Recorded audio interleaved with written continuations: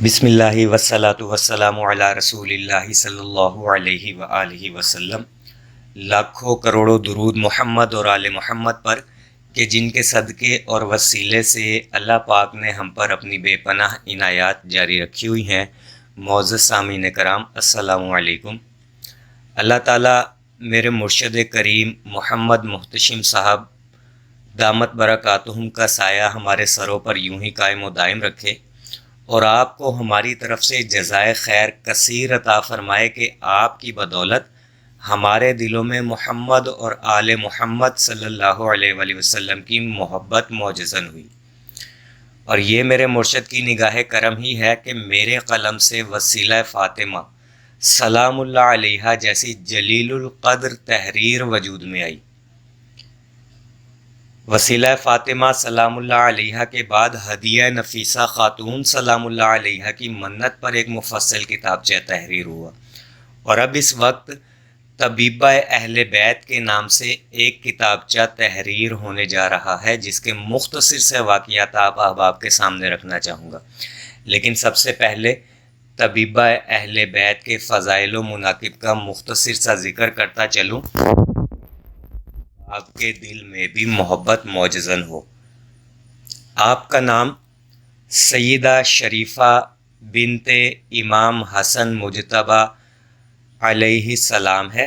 آپ کا شمار اسیران کربلا میں ہوتا ہے، اور آپ کی شہادت دوران سفر ہوئی۔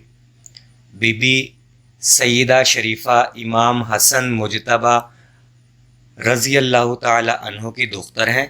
کہ جب اسیران کربلا کا قافلہ 19 محرم الحرام سن 61 ہجری کو کوفے سے شام کی طرف روانہ ہوا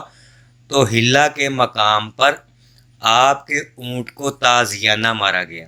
جس سے اونٹ بھی دک گیا۔ آپ اونٹ پر سے سنبھل نہ سکی اور نتیجتاً اونٹ سے گر کر اونٹ کی ٹاپوں سے شہید ہو گئی،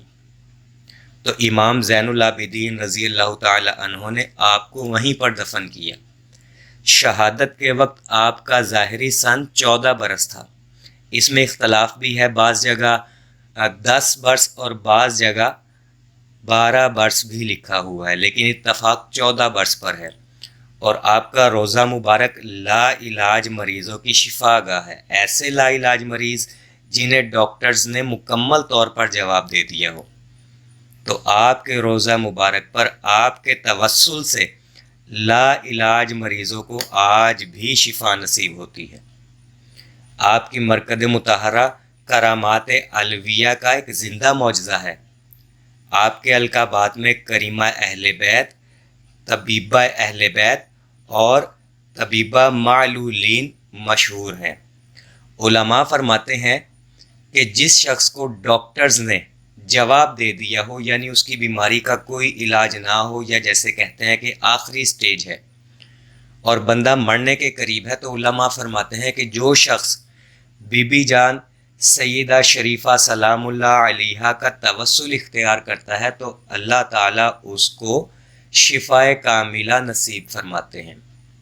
اور اس کے علاوہ اگر کسی کی کوئی حاجت ہو، کوئی پریشانی ہو، کوئی مشکل ہو، کوئی ایسی دعا جو قبول نہ ہو رہی ہو، تو بی بی جان سیدہ پاک شریفہ سلام اللہ علیہا کے نام مبارک کی منت مان لی جائے یا ان کا توسل اختیار کیا جائے تو اللہ پاک منوعاً دعا قبول فرما لیتے ہیں۔ توسل اختیار کرنے کا طریقہ کیا ہے؟ توسل اختیار کرنے کا طریقہ بالکل وہی ہے جو آپ نے وسیلہ فاطمہ سلام اللہ علیہا والے کتابچے میں پڑھا، پھر اس کے بعد سیدہ نفیسہ خاتون سلام اللہ علیہا والے کتابچے میں پڑھا۔ تاہم آپ اپنی مرضی سے بھی توسل اختیار کر سکتے ہیں، جس میں مشہور طریقہ یہ ہے کہ مغرب کے بعد یا عشاء کے بعد 2 رکعت نماز نفل پڑھیں، ٹھیک ہے، اور پھر نماز پڑھنے کے بعد 11 مرتبہ کوئی سا بھی درود پڑھیں، بہتر ہے کہ درود ابراہیمی پڑھ لیں، پھر اس کے بعد ایک تسبیح سورت اخلاص کی پڑھیں،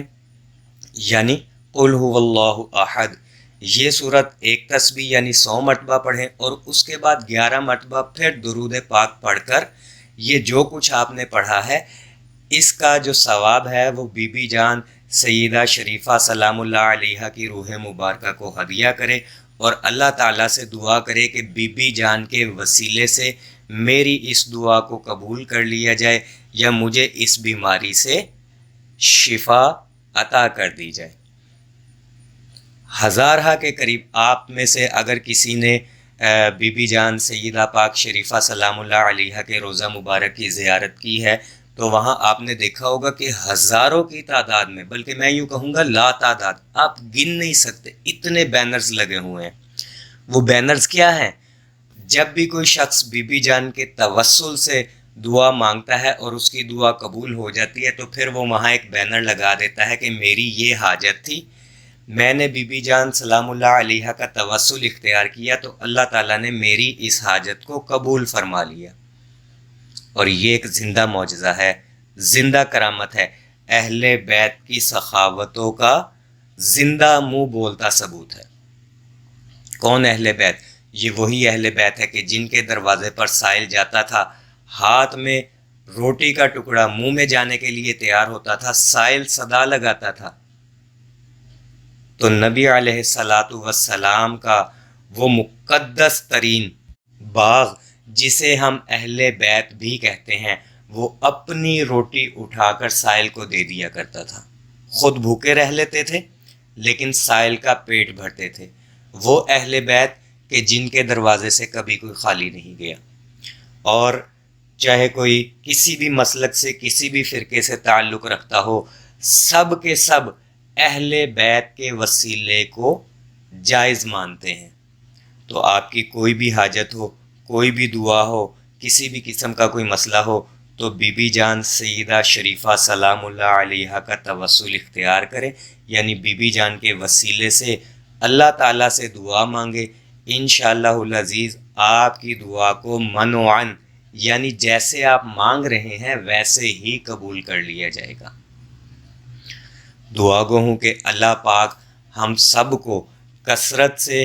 پنجگانہ نماز کی پابندی، قرآن کریم کی تلاوت،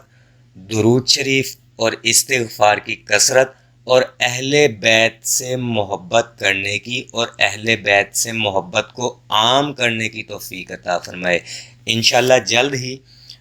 اس موضوع پر ایک تفصیلی کتابچہ PDF کی شکل میں یا ہارڈ کاپی کی شکل میں آپ احباب تک فی سبیل اللہ پہنچایا جائے گا۔ کتابچہ لکھا جا رہا ہے اور مخیر حضرات سے رابطے میں بھی ہیں کہ جو احباب اس کتابچے کو، کوشش ہماری یہی ہے کہ وسیلہ فاطمہ سلام اللہ علیہ والا کتابچہ، سیدہ نفیسہ خاتون سلام اللہ علیہ والا کتابچہ اور یہ طبیبہ اہل بیت والا کتابچہ، ان تینوں کتابچوں کو ایک جگہ پر ایک کتاب کی شکل میں تیار کروا کر احباب تک درود اکیڈمی کے ممبرز تک فی سبیل اللہ پہنچایا جائے۔ تو آپ سے دعاؤں کی درخواست ہے کہ آپ ہمارے لیے دعا کریں کہ اللہ پاک ہماری اس محنت کو، اس چھوٹی سی کوشش کو اپنی بارگاہ میں قبول فرما لے اور اس کام کو ہمارے لیے آسان کر دے۔ السلام علیکم۔